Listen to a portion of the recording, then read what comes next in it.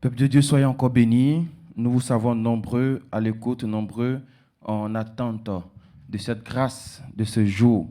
Et je sais que le Dieu de Papa Florian a commencé depuis longtemps spirituellement à préparer le ciel sur la vie de certaines personnes.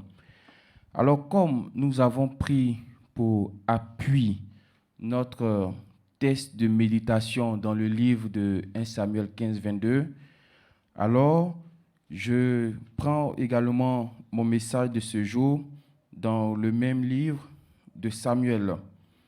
Dans le même livre de Samuel, nous allons voir ensemble ce que Dieu veut nous accorder comme message, comme parole prophétique.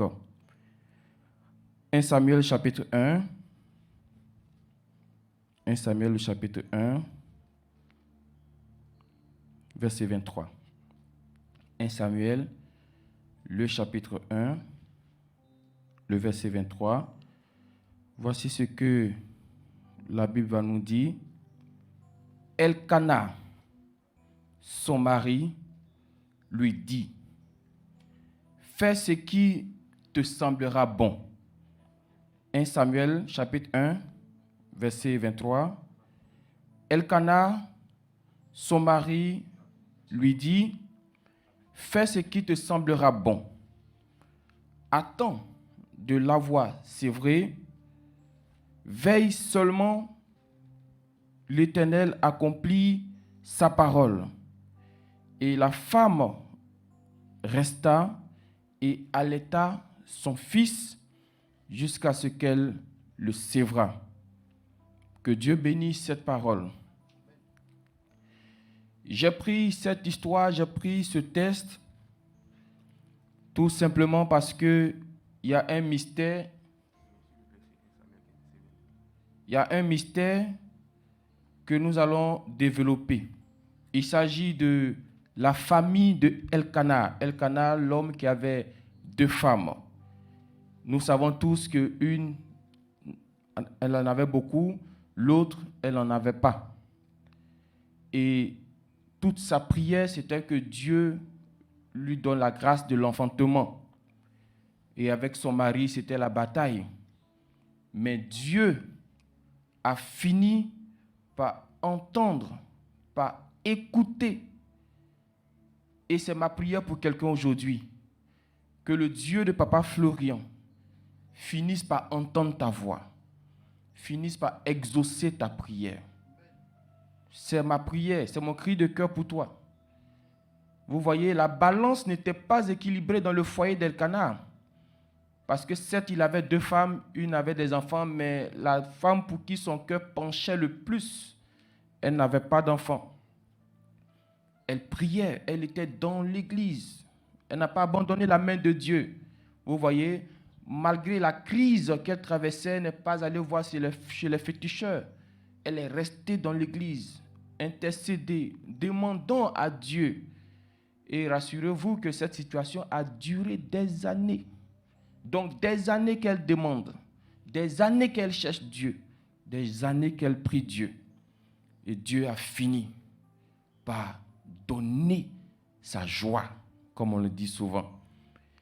Et ce qui va me marquer, pourquoi je prends ce test, enfant qu'elle a cherché depuis longtemps, enfant qu'elle a désiré tant, enfant à cause de qui sa rivale se moquait d'elle matin, midi, soir, enfant à cause de qui certainement elle était la risée de sa belle famille, quand Dieu lui a donné, elle a dit à Dieu que quand je vais finir de sévrer cet enfant, je vais te le redonner. J'ai dit, waouh, c'est un sacrifice. Mon frère, ma soeur, cette femme-là est un peu aussi à l'image d'Abraham qui a cherché l'enfant, la promesse de Dieu. Et au moment où il va se réjouir de l'enfant qu'il a eu, c'est là maintenant Dieu va lui dire, l'enfant là, il faut me le redonner. Mais dans ce cas de figure-là, c'est elle-même qui avait fait la promesse à Dieu de dire que si tu me donnes un enfant mâle, je vais te le prêter à vie. Donc, elle va maintenant dire à son mari que comme l'enfant est né, dans la promesse, on avait dit qu'il faut qu'on donne l'enfant à Dieu. Vous voyez, si son mari veut se détourner de cette parole, ils vont se retrouver dans une situation plus compliquée. Parce que quand vous promettez à Dieu, c'est pourquoi je vais dire à quelqu'un, ne te précipite pas à promettre à Dieu. Vous voyez, il y a l'histoire d'un homme dans la Bible qui a demandé à Dieu de lui faire gagner un combat. Et que s'il gagne ce combat, quand il va retourner à la maison, la première personne à l'accueillir, il donne cette personne en sacrifice à Dieu. Ça, c'est une promesse qu'il avait faite à Dieu.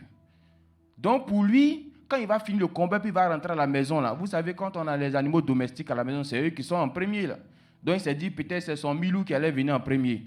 À sa grande surprise, celui qui est venu en premier, c'était son fils qui l'aimait tant. Il ne pouvait pas se détourner.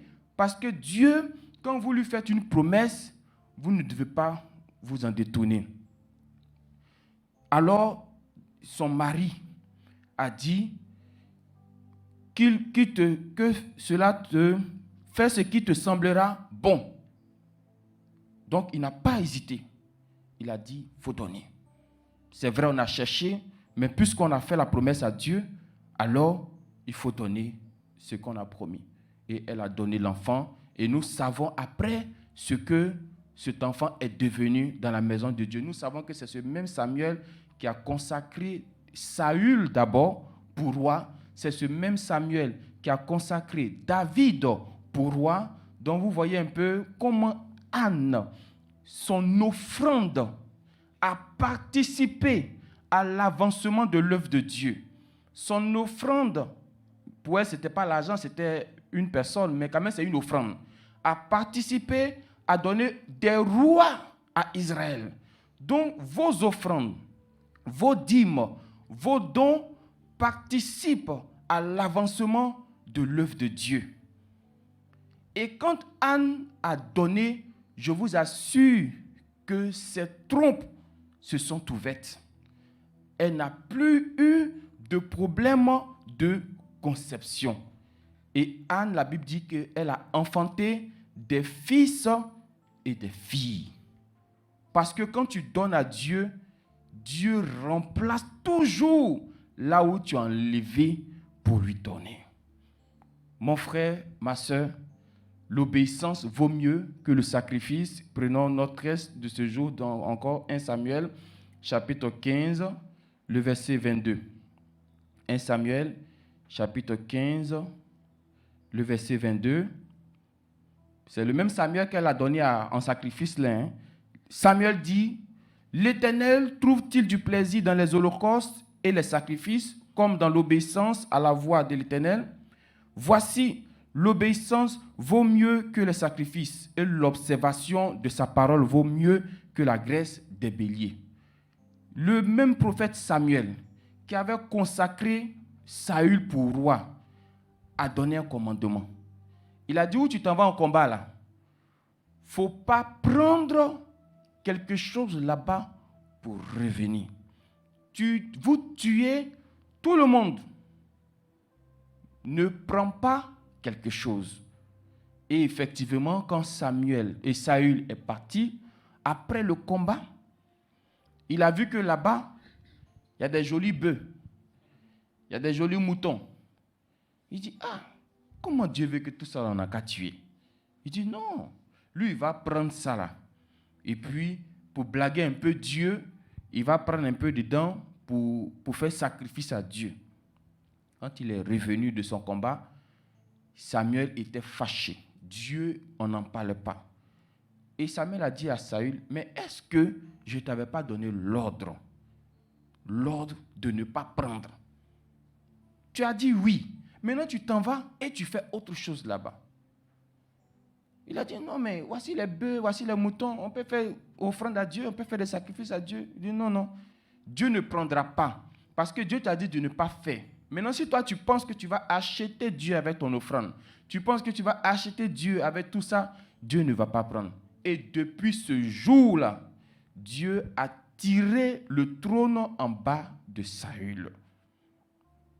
Tout simplement parce que quand Dieu dit quelque chose, il faudrait qu'on observe ce que Dieu a dit. Quand vous aussi, vous dites des choses à Dieu, il faudrait observer ce que vous avez dit à Dieu. Donc ça va dans les deux sens. Dieu t'a dit, il faut observer. Si c'est toi aussi qui as dit à Dieu, comme ce fut le cas de Anne, il faut observer. Mais derrière tout commandement de Dieu, aussi pénible soit-il, se cache une bénédiction de Dieu, se cache une faveur de Dieu. Mais Dieu ne va pas te montrer cette grâce, sinon ça sera comme combine. Vous voyez, c'est comme ça Satan a dit à Dieu, Job là, c'est parce que tu le gardes, c'est parce que tu lui as tout donné, c'est à cause de ça qu'il te sert. Mais si tu veux, là, enlève tout ça, tu vas voir s'il va te servir. Dieu savait que Job là, même si tu lui retirais tout là, il va toujours servir Dieu. Mais pour montrer à Satan que c'est ce serviteur fidèle, Dieu a arraché. Job a continué de servir Dieu. Parce que derrière chaque commandement de Dieu là est caché. Vous ne voyez pas cette bénédiction, hein? Vous ne pouvez pas voir. Mais c'est bien caché. Quand on dit allons à Canaan, là, c'est le désert qu'on voit. Mais vous ne savez pas que Canaan est caché derrière. Quand Dieu dit à Abraham, sors de ta maison, c'est difficile. Dans sa maison, il mange.